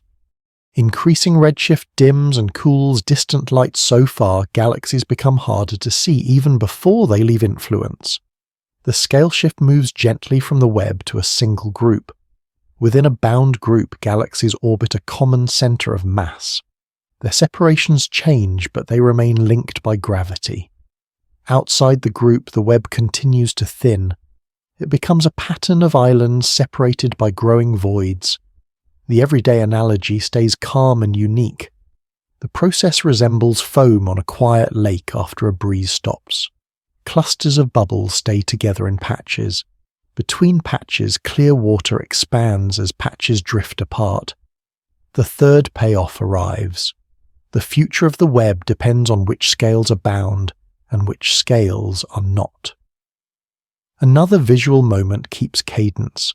A large void appears as a broad region with very few galaxies. Its edge is traced by a soft wall of filaments. The wall is not sharp, it is layered. A faint inner rim gives way to denser outer knots. The physical detail is layering at the void boundary. The payoff follows. Voids grow as expansion pulls matter away from their interiors. Filaments sharpen at their edges because matter drains toward denser spines. The horizon concept returns in a quieter form. As time advances, more of the web slips beyond reach. The apparent boundary of the observable universe remains, but the reach of influence shrinks in practice. The limit of observation enters softly and specifically. The far future cannot be observed directly. The limit is not a telescope problem. It is causal structure. Events beyond a horizon cannot send new information. Predictions rely on models constrained by earlier data. Another limit follows. The exact pace of acceleration depends on the properties of the energy driving it. Small differences in those properties lead to large differences over immense times. The limit is parameter uncertainty amplified by time. The payoff arrives. Even with these limits, the broad expectation is stable. Bound islands remain. Unbound regions separate. Another visual anchor holds the rhythm. Consider a filament seen edge on. Its spine looks like a thin luminous thread. Along the thread, a knot glows brighter. Around it, a faint cloud of hot gas fills the group halo. The cloud has a smooth profile. It is brightest near the center. It fades outward. The physical detail is the halo's brightness fall-off. The payoff follows. Bound halos can keep gas hot and extended even as the larger universe thins out. Local physics continues. Cooling, heating, and orbiting proceed within the island. The main number arrives gently. Over about 100 billion years, the large-scale web beyond the nearest bound regions becomes increasingly unreachable. That span is longer than the time needed for major mountain ranges to rise and wear down many times over. The scale shift widens from billions to tens of billions of years. It also widens from local orbits to cosmic separation. Another payoff arrives. Time changes what dominates perception. In earlier epochs, distant filaments are visible as a connected pattern. In far epochs, the connected pattern becomes a memory written into older light. Another calm scene returns to the deep field.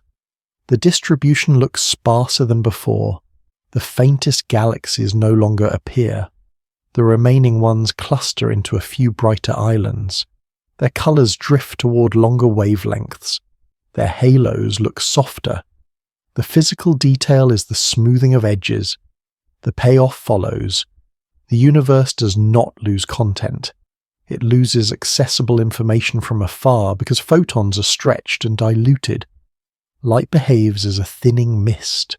It still travels, but it carries less energy per photon and arrives more spread out. The everyday analogy stays calm and unique. The effect resembles a scent drifting in a widening valley. Near the source, the scent is clear.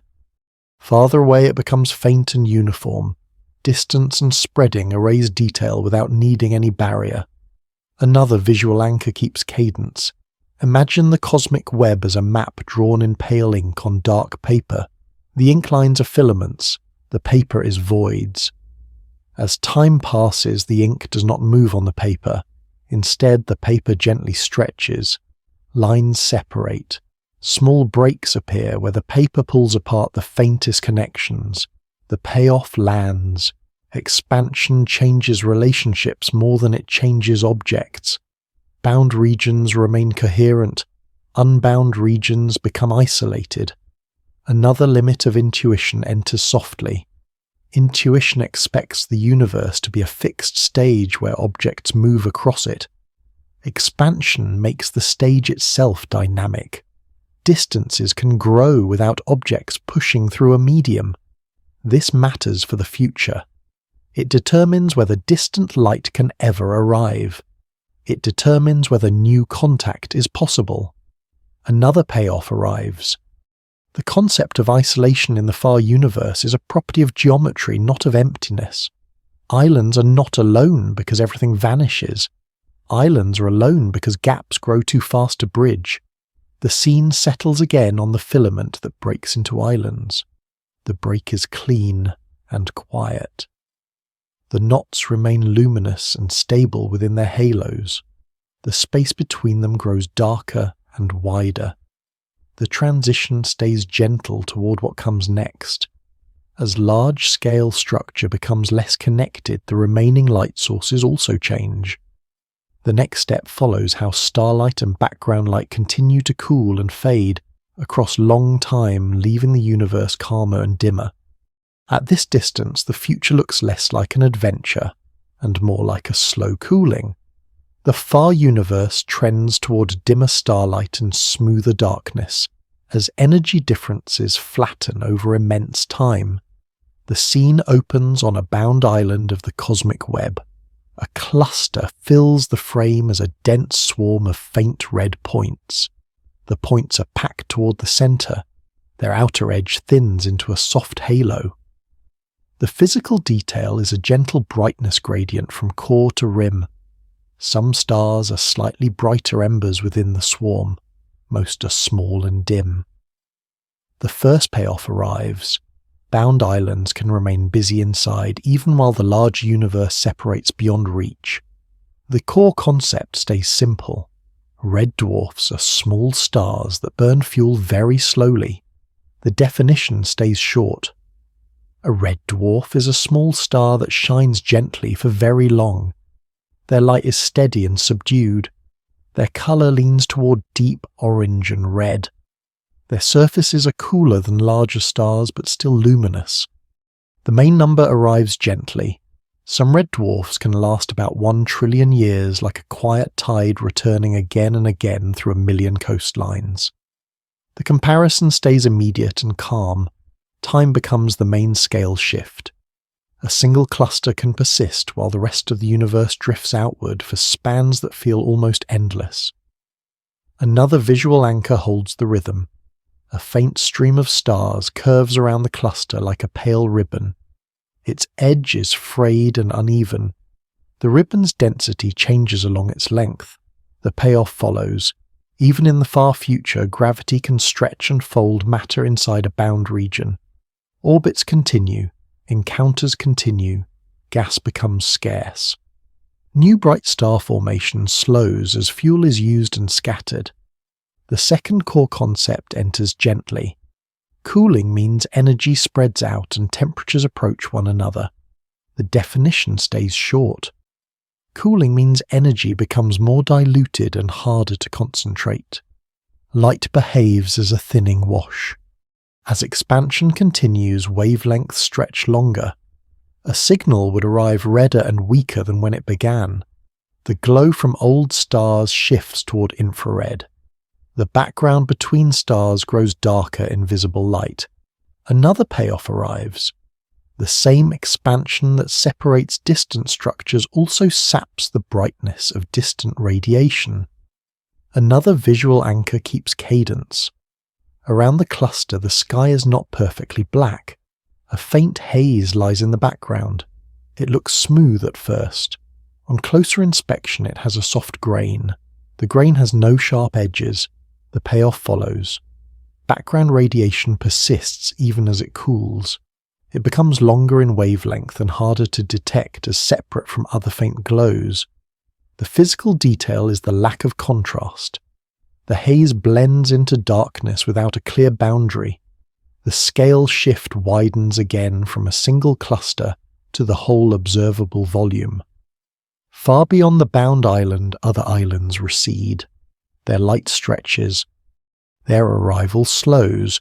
Some become so redshifted that only the longest waves remain.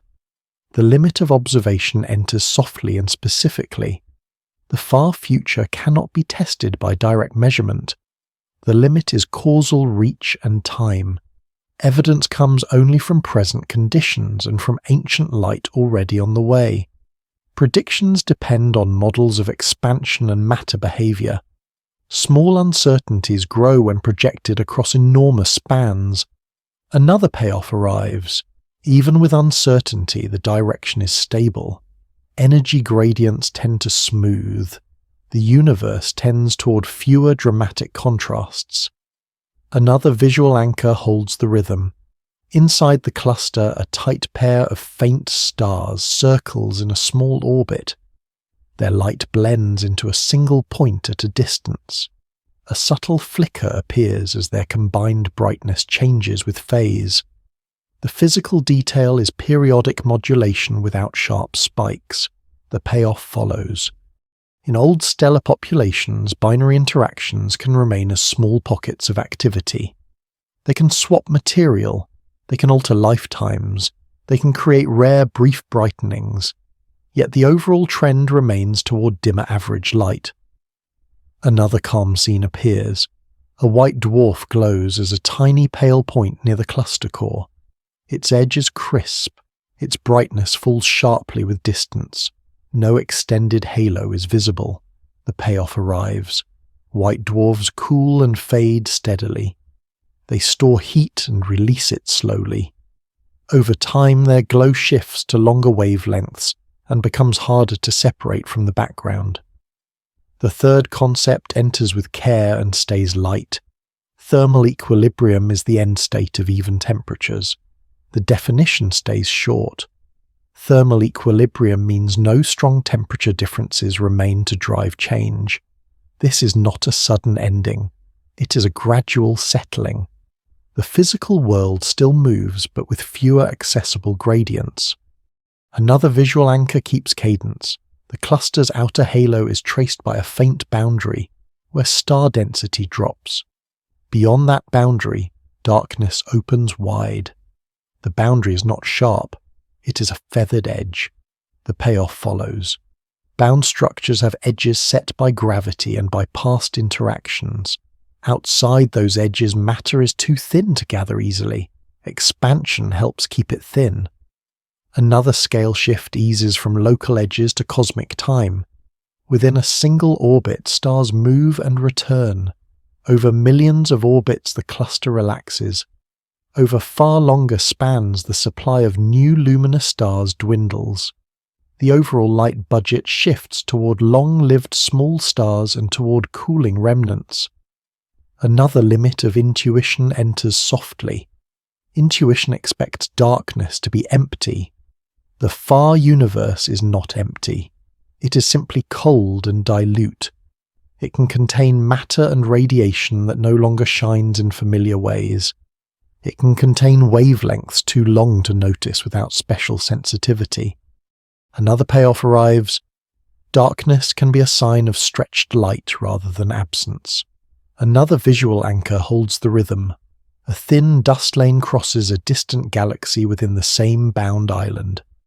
The lane is a soft band with a smooth gradient at its edges. It blocks light and reddens the stars behind it. The physical detail is layered absorption. The payoff follows. Dust can persist as a quiet tracer of past star formation. Over time, dust can be consumed, dispersed, or locked into colder bodies. The visible imprint fades as the galaxy evolves and as starlight weakens. The scale shift widens again. The cosmic web outside the island becomes less relevant to local dynamics. The island's own history dominates what can happen inside it. The long arc is a shift from a connected universe to scattered neighborhoods. Each neighborhood becomes a private stage of slow cooling. Another everyday analogy appears and remains unique. The process resembles warm sand after sunset on a quiet shore. The sand releases stored heat for a long time. The air cools first, then the sand cools. Eventually, the temperature difference becomes small. Change continues, but the pace becomes gentle. The payoff lands. The far universe does not end with a single event. It settles into a slower and calmer state. The final view returns to the cluster's core. The red points remain. The pale points fade. The halo's edge stays soft. The darkness between stars grows deeper and steadier. The transition stays gentle toward what comes next. With the future cooling described, the last step can widen one final time and rest on a quiet overview. The next section resolves the journey with a soft, stable perspective across the whole observable universe. At this distance, the whole sky behaves like a quiet archive of light. The observable universe is limited by how far light has had time to travel. A wide view forms a soft sphere around every point in space. Its surface is not a wall. It is a horizon made from time. A faint, even glow surrounds the darkness on that horizon. The glow carries a fine grain. The grain appears as tiny patches with barely different brightness. This is the cosmic microwave background. It is a cold background glow left from the early universe. The farthest view is also the oldest view. The glow comes from an era when the universe first lets light move freely. Before that moment, light meets a dense fog of charged particles. Scattering scrambles direction and traps brightness. Then the fog thins as the universe expands and cools. Light streams outward and keeps streaming. Equal travel time in every direction makes that release look like a shell. The shell holds a subtle texture like ripples on a pond that's slowly smooth. A simple idea settles in. The sky has a background because the universe once glows everywhere. That glow cools and fades, but it never vanishes. The horizon has a shape because the universe has an age. A signal would travel only so far before the present moment arrives. Beyond that reach, light has not yet had time to arrive. The edge of the observable universe is not the edge of space. It is the edge of accessible information. In that region, distance is also delay. An event may occur beyond the horizon and remain unseen for ages. The boundary is gentle because space continues beyond it. It is strict because no message crosses it today. One calm number fixes the scale. The observable universe extends about 46 billion light-years in radius. That span fits about 400,000 Milky Ways laid side by side. A scale shift follows with quiet ease. A spiral disk becomes a small leaf on a vast lake. The view can widen until billions of galaxies share one scene. A new image appears as the widening continues. A web of faint filaments spans the darkness between bright islands. The filaments curve and fork in long arcs. Bright islands sit at the nodes where filaments meet. Galaxies are not sprinkled at random. They trace gravity acting over long time. Yet even that web sits inside the larger sphere of the horizon. Now redshift enters as a gentle rule of travel. Redshift means a wave grows longer as space expands. Distant galaxies look redder and dimmer because their light is stretched. Looking farther also means looking to a time when the universe is smaller. A distant galaxy field returns to the mind as a quiet, starless plain. Tiny smudges crowd the darkness. Each smudge has a soft core and a fainter halo. The halo fades with a smooth gradient rather than a sharp rim. That physical softness matters. Real galaxies have outskirts where stars thin out gradually. Distance and limited resolution blend those outskirts into the background. Here a limit of observation becomes clear. At extreme distances, details merge into a single blur. Shapes are inferred from overall brightness and from color shifts.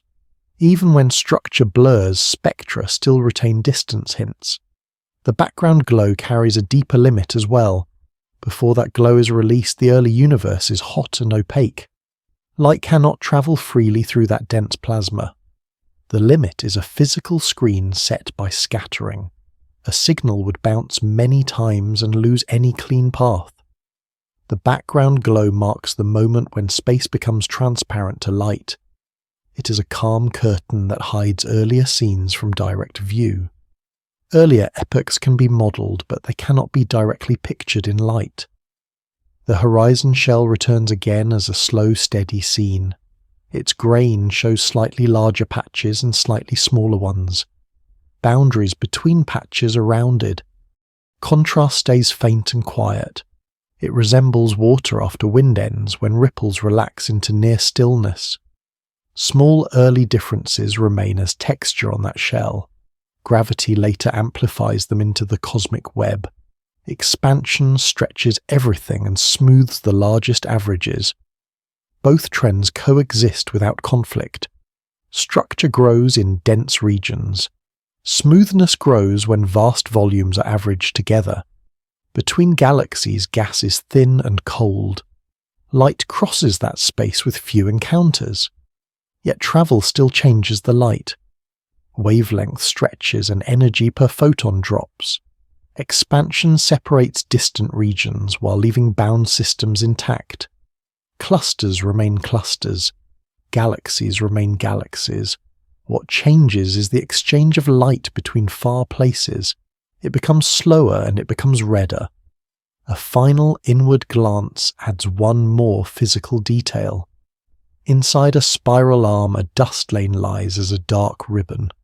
The ribbon has a feathered edge. It cuts across starlight and reddens it. Layering appears where one lane overlaps another. The overlap deepens shadow with a smooth gradient. Even nearby light carries signs of matter along the line of sight. Across the universe, expansion is another medium that reshapes light. The arc widens once more to the farthest shell. The background glow cools as the universe expands. Its peak slides to longer wavelengths over time. It becomes harder to separate from other faint glows as everything cools. Another limit is gentle and specific. Any measurement is bounded by noise and by finite resolution. Limits do not erase what the sky contains. They only set how patiently it must be read. The final scene gathers into one steady image. The cosmic web lies inside a dim sphere. The sphere is lined with the ancient glow. The glow is smooth with a delicate grain. Inside, islands of galaxies shine with quiet variety. Outside, space continues with no reachable news. The observable universe remains a moving boundary of information. It is defined by time and by the behavior of light. In that region, light behaves as a delayed signal that always arrives late. The journey through galaxies ends in a wide stillness that holds every scale at once. Faint structure floats inside a calm horizon. The story eases into rest with a simple fact. The universe stays vast and orderly and quiet.